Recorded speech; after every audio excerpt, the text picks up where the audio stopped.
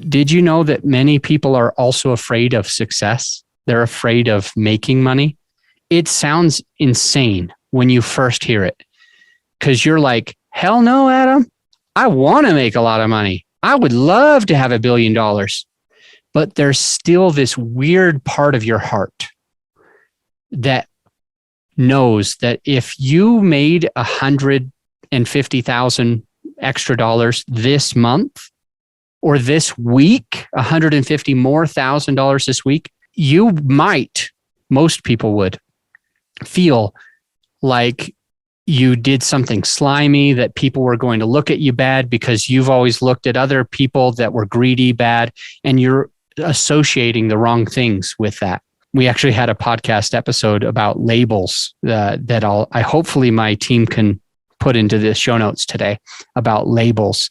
We're only a little past episode 200, and this was maybe in the high 190s, I think. The point is, it was a beautiful episode with a beautiful person inside and out, and it really helps you think.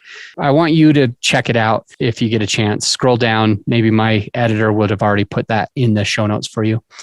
But it's the thing that we are afraid of failure, yes, but we're also afraid of success. We're afraid of success because we're like, I'm not that person.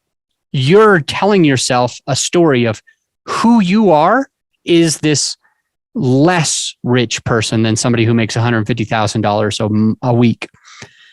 And so you're like, that's not me. I don't do that. I don't buy those houses. I don't make that much money. I don't want that much money. You're like blocking. You're putting a glass ceiling, a threshold on yourself when you really have the potential. Love him or hate him, Donald Trump. I don't think he's the smartest guy. Okay. I don't know if I'm the smartest guy either, but I certainly think that I'm as capable as he is, and he's making billions of dollars. Why can't I? I mean, I should be able to do the same thing, and so should you. You're easily as intelligent. You could easily get the same network over time.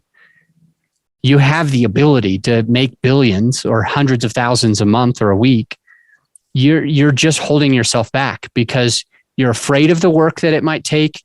You're not sure if you can maintain it for a long period of time. You're scared you could fail, but also you're a little afraid that you might succeed, and you're afraid of what other people might think of you when you succeed. So just acknowledge that is a fact. It is a true thing for most of us as human beings, and we've got to consciously get over that stuff. There's many ways to monetize your show. I mentioned episode 10, and in episode 10 was just more help on getting over the fact that you are afraid to monetize.